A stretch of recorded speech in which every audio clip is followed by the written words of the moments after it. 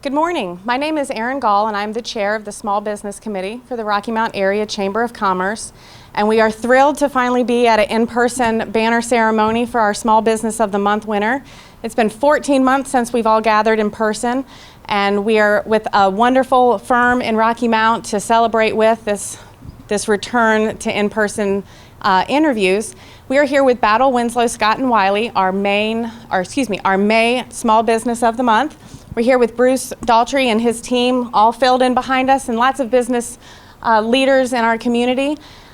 We are thrilled to honor such a wonderful company that has been in Rocky Mount since 1913, and their founders have been instrumental in founding the hospital, North Carolina Wesleyan College, and our very own Rocky Mount Chamber of Commerce. So this is a very, very fitting award. We look forward to learning more about Battle Winslow when they do their big interview, but we're just so honored to have you guys as our Small Business of the Month, and we appreciate all the work you do here. You don't need an attorney just when you're in trouble. You need it for planning, protection, and all kinds of different areas. So Bruce, thank you for being such an outstanding member of our community and continuing to serve, I think the Nash County, aren't you the Nash County attorney, perhaps? Vince Durham. Okay, yes. The firm represents them. That is correct. But Bruce, what does this award mean to you all? Well, just thank you on behalf of Battle Winslow, Scott, and Wiley. We're honored to receive this award. We enjoy working with the people in the community and the businesses and everything that the Chamber does for the businesses in the Rocky Mount area. Well, thank you, and just remember, if you need any kind of quality representation, please think of one of the 11 attorneys here at Battle, Winslow, Scott, and Wiley, and their staff of 10 full-time employees.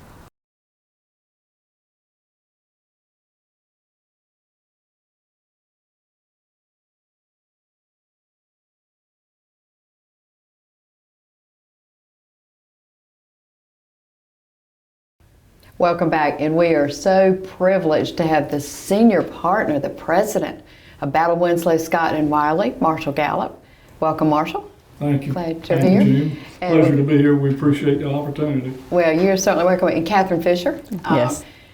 And Katherine, a lot of people in Rocky Mount with your kids and your parents and whatnot, have watched you grow up. Bonnie came and said to say hello. Hey to Bonnie, always. But this is a really special day for us because you all have been around over 100 years. I think a few years ago you celebrated the 100 years. But Marshall, as the person who I've been told you have the greatest mastery of the history of the firm. So how about kind of teaching us about the history of Battle, Winslow, Scott, and Wiley PA? Well, the firm was started in 1911, so it's nice that we're here this year because this is now our 110th anniversary year. We did celebrate our 100th anniversary in 2011, but a little background. There were 4 guys who went to the University of North Carolina together before 1911. There was Charlie Tillett from Charlotte. There was Kemp Battle from Rocky Mount. There was Francis Winslow from Hertford. And there was Frank Porter Graham, who I believe was from Vance County. And they roomed together at Chapel Hill. And they did very well in school.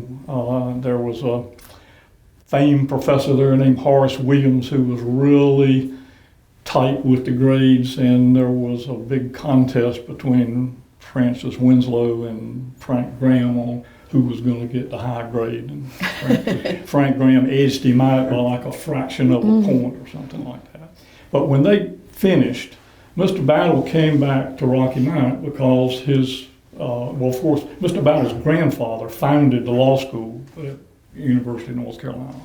Mr. Battle came back to practice law in Rocky Mount. Mr. Winslow went to Columbia for a year and then went to Charlotte. Charlie Tillett went back to Charlotte. I'm not sure exactly what Frank Graham did right at that point. But after Mr. Battle was here for a while, he was diagnosed with tuberculosis. And back in those days, part of the treatment for it was to go to some place like Denver, with great atmosphere, great air. A sanatorium too, or just Denver for the air? Not Well, sanatoriums? primarily for the air. I think he obviously got some treatment there too. But he persuaded Mr. Winslow to come back here to Rocky Mount and look after his practice until he could get well and come back. And that started the partnership. The partnership, like I said, began in 1911. Somewhere in the 30s, one of the photos up here is Herman Merrill. He joined the partnership, and he was a very well-respected lawyer along with Battle and Winslow. Unfortunately, he died early. He died of cancer in 1965, I believe it was. During that time, in the 40s, another very prominent lawyer, Herbert Taylor, who ended up practicing most of his career in Tarboro, he became a partner in Battle Winslow, and so at that point it was Battle, Winslow, Merrill, and Taylor. Mr. Taylor left. Bob Wiley and Brian Scott came in the early 1950s, and that's what the firm has been named ever since then. Since Mr. Merrill died, it's Battle, Winslow, Scott, and Wiley. Unfortunately, Bob Wiley passed away in 1998. Brian Scott is living in a retirement home in Wilmington. He's about 93 now. But over those years, Battle Winslow was involved heavily in the founding of North Carolina Wesleyan College. We have represented them for a number of years. We were very involved with the hospital when it was constructed in the late 60s, early 70s. I believe if you go to the billboard at the hospital, you'll see a photo of Kemp Battle with the shovel at the groundbreaking when the hospital was getting ready to open. And it was the first private room hospital in the state of North Carolina, right? That's exactly right. That's exactly right. And it's basically celebrating its 50th anniversary this year, I believe.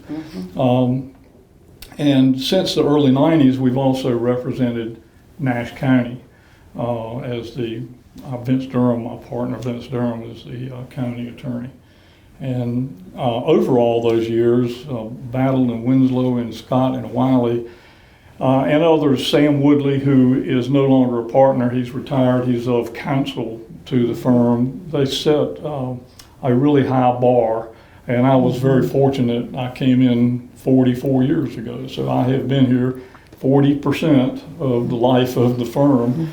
But I was very fortunate to be able to come in and learn from these really well-respected lawyers. And Charlie Tillett, Francis Winslow, Kemp Battle were all presidents of the North Carolina Bar Association. This is 4 guys at UNC, the fourth one being Frank Porter Graham, who became the president of the University of North Carolina and later United States Senator. And I've always thought, I've always thought that was a really unique situation that 4 guys from all around the state ended up rooming together and then ended up having that kind of record.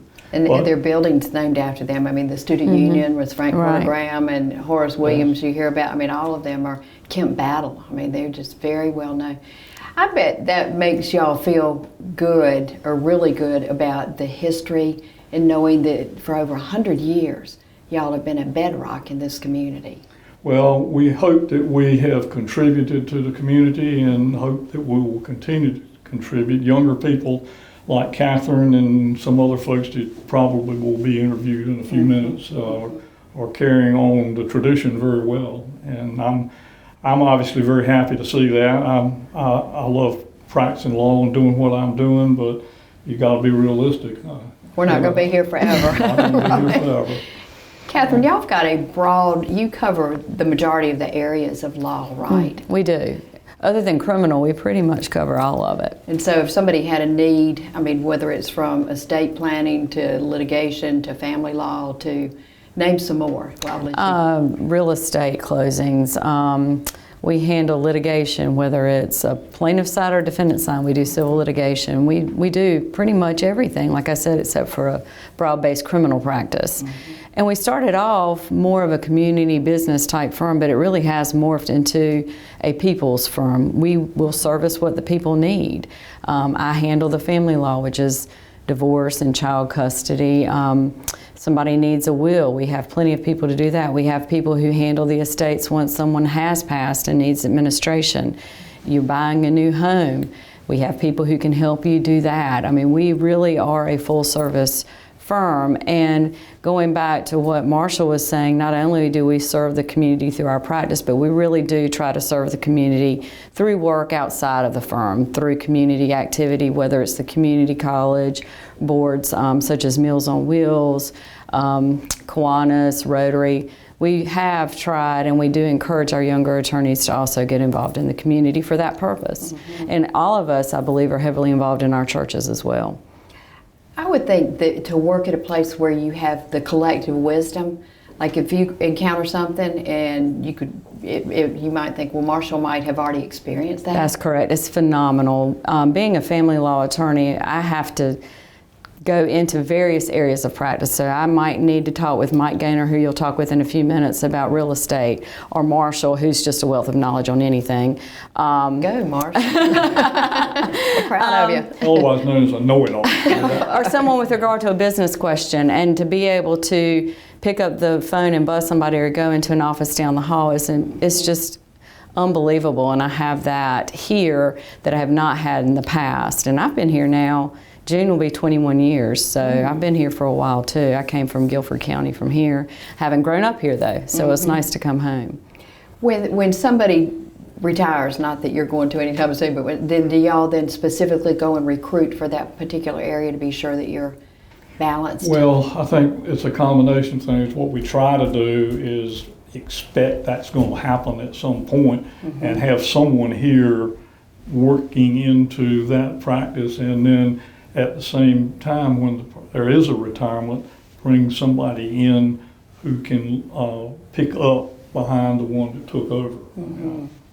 I think that's probably the better way to say it. And Marshall, you've stayed very involved with the hospital.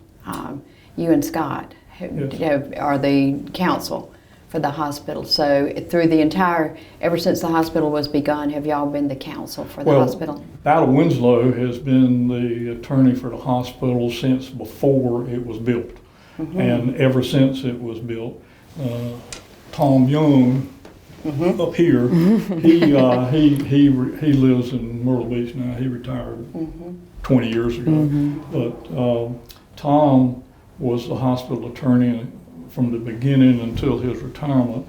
We had a partner, McLean Wallace, who was a hospital attorney for a short while. He ended up being in-house counsel at Baptist Hospital and Bone and Gray Medical School in Winston-Salem. And when he left, I began representing the hospital, which was about 15 and a half years ago. So it's been continuous since the beginning. Katherine, somebody calls and says, I have a need of so-and-so. Does the entry-level person then know who to connect them to? Correct. The receptionist will know exactly who to put them through, and if she doesn't, she'll find somebody who does know which area to put it through. Some things, the areas are not quite noticeable in a phone call, but we'll find out quickly, and we'll find someone here who can assist. And I wanted to go back to one thing Marshall said. It has been wonderful as a younger attorney, and I love the word younger because I'm younger than he, but I'm not young, to not only learn knowledge, the legal field of practice, but for the professionalism. And to learn professionalism from the older attorneys here is a phenomenal experience to have. And we've learned not only how to practice law in our community, but across the state through various organizations through them. And we want to continue this firm going, and yes, we do want to attract younger attorneys. We don't want Battle Winslow to go anywhere. We want to continue a presence in this community. So, and while these guys are still around, so that new people can learn from them as well. Well, in the history that you've been here that long, but to me, this firm just speaks quality.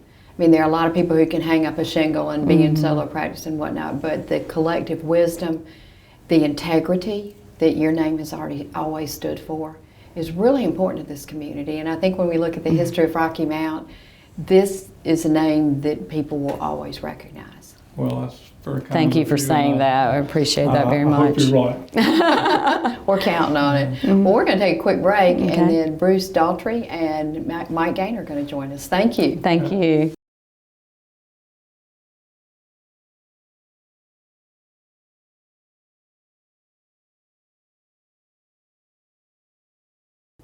We are joined by two more attorneys with Battle of Winslow, Scott, Wiley PA. We've got Mike Gaynor and we've got Bruce Daughtry. Thank you for joining us. Well, good morning. Yeah, Well, good morning to absolutely. you and congratulations. Well, Marshall kind of laid the groundwork for the history, but we want to talk about where you are now and maybe look to the future a little bit. And Mike, during the break we talked about how the firm began and more how it's evolved. Do you want to pick up and share that with Yeah, sure, absolutely. You know, we obviously have been around a long time and have represented a lot of people, a lot of businesses. I think our perception for some time was that we were a big business-oriented law firm, and but now we're a firm who represents any person. I mean, we would represent you. You know, I do a lot of real estate work, and you know, I have the opportunity to meet people who are buying their first home, and you know, it's very rewarding to me to be able to go through the process of that with them. You know, I do corporate work, so I represent an entrepreneur who's starting a business. You know, so we represent all types of people. You know, Katherine is representing domestic clients who are having, you know, child custody issues or whatever. And, you know, so I think that we've evolved to a firm that, you know, is a firm of all the people in this community. And one of the things that we want to do is to provide quality legal services for everyone. And we think that's very important. And I know Katherine didn't mention this about herself, but she has recently served on the Board of Governors for the North Carolina Bar Association. I had the opportunity to be the past president of the 8th Judicial District Bar, both of which promote, you know, quality legal services for the people of North Carolina. And so I think that's an important part of what we do, because, you know, we have been a part of this community, but this community has certainly given back so much to us, you know, as a firm. But I think that's an important distinction to talk about, you know, how you've changed as needed to meet the needs of the community that you're serving. In another way, Bruce, y'all have really gotten into more mediation. Are you a certified mediator? I am. Tell us Excuse what me. that means, please. Certainly, yeah. Well, a lot of times when people have a legal issue, either before a lawsuit's filed or after a lawsuit's filed, you have the opportunity to have a settlement conference. We call that a mediation. The cases that are filed in Superior Court in North Carolina are going to be ordered to a mediation. And that's basically a settlement conference where the parties get together with their attorneys or representatives, and they have the ability to resolve or settle that case on some terms that they can agree to, as opposed to having maybe a jury tell them how it's going to come out or a judge tell them how it's going to come out. And that's something that's really evolved since I've been practicing law since 1993. When I started practicing then, it was relatively new, and oftentimes lawyers would not talk about settling the case with their clients sometimes, or their clients really not talk about it too much until you got down to the courthouse.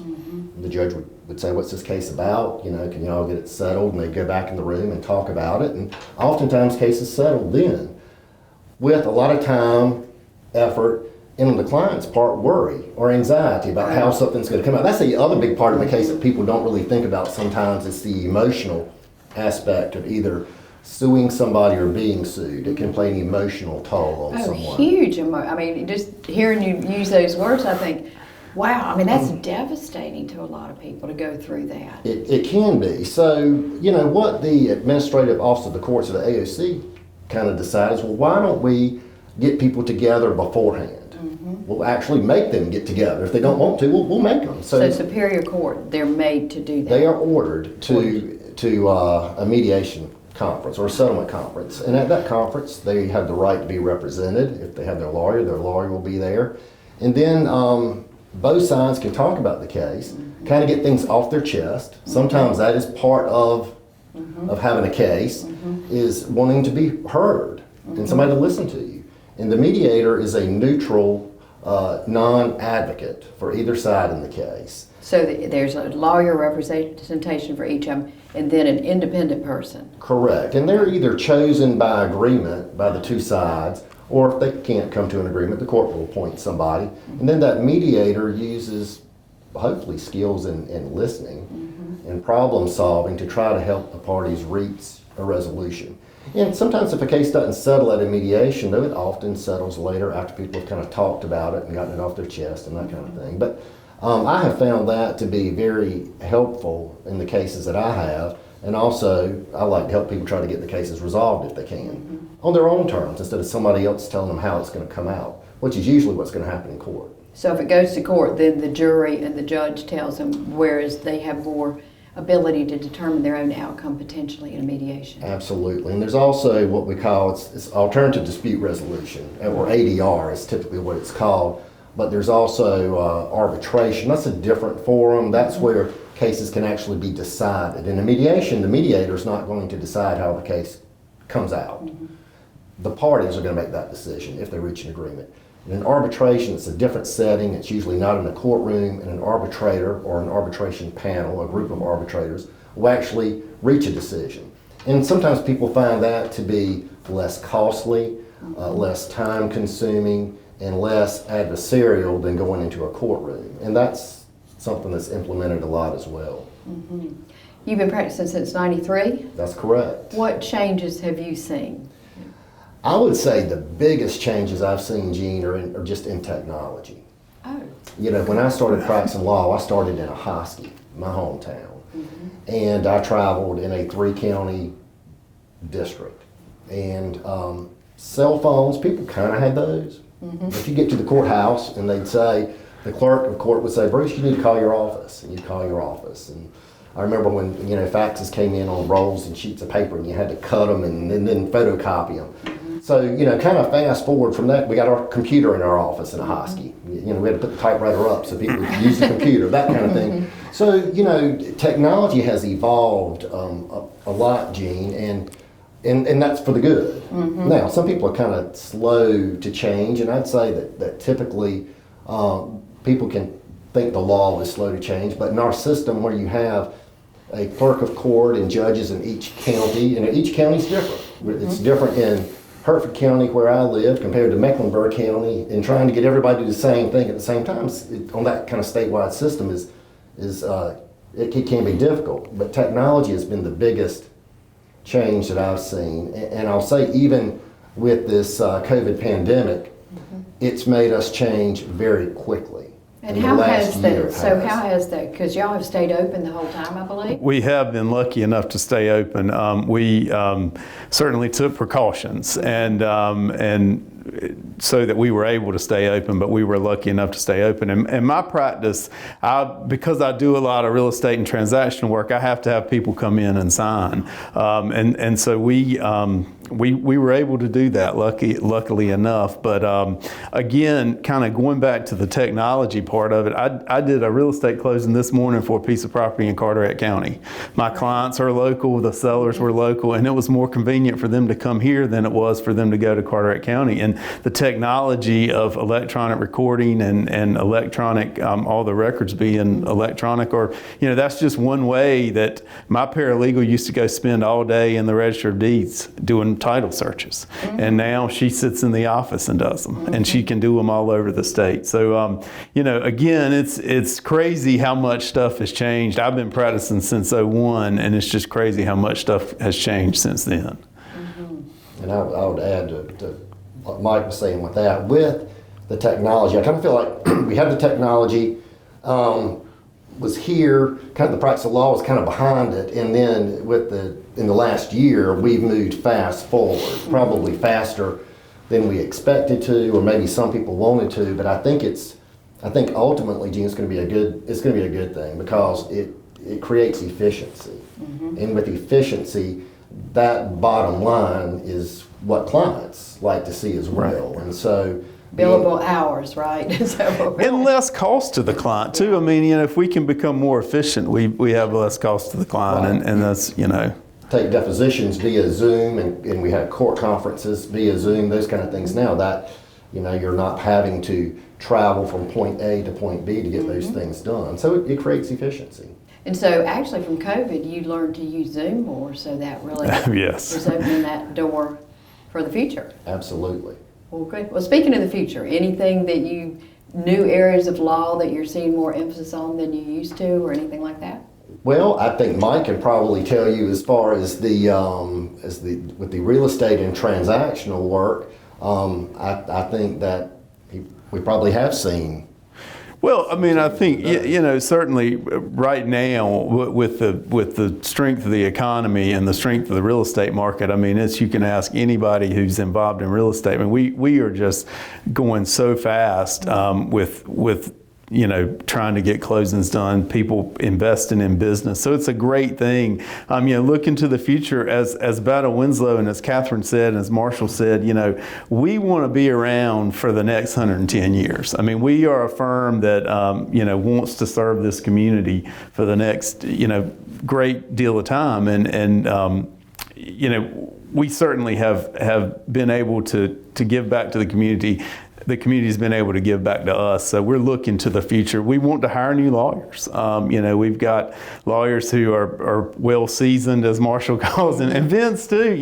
But they have so much knowledge, and I think that Katherine and Marshall touched on that a little bit as well. Just the collegiality here is better than I've ever seen. I mean, it's just we all appreciate each other's abilities, and we all enjoy working together. And I think it shows to our clients too. Well, it shows to us today. There are very few things in the community. United Way, Salvation Army. I mean, your name and your contributions, chairing the chamber, y'all have been a major volunteer, strong leadership volunteer group, invested in that for years. Absolutely. I think what I'd like to add on the history of it, we're proud of the history and how long we've been here. I think kind of what can get lost when you're hearing that is, how we've been in the community, service the community, evolved. We started out, those partners started out downtown. We've moved a couple of times since then, and now we're at our present location here near the hospital and Professional Drive. But we're also seeing in the work that Mike is doing and everything kind of full circle back to downtown, the revitalization. So I'm excited for the next 100 years of Battle Winslow and for Rocky Mount. And we hope to stay a major part of the community with our involvement both in Rocky Mount, Nash County, and with the bar associations and everything at large. And this is your headquarters. This is it right now. But we've got a young associate, Alex Urquhart, who lives over in Tarboro. He's involved in the Edgecombe Community Foundation. He's he's on the United Way board. We have another young associate, Will Pulley, who lives here in Rocky Mount and is very involved in the community with Meals on Wheels and the Kiwanis. So we've got, we are broadening our area, so to speak, with what our young guys are doing. We're right here. We're not going anywhere. Right. So. Well, congratulations again. Thank you. Thank you so much, Jean. We're really, really appreciative of all you do for our community. Thank you. Thank you. And thank you.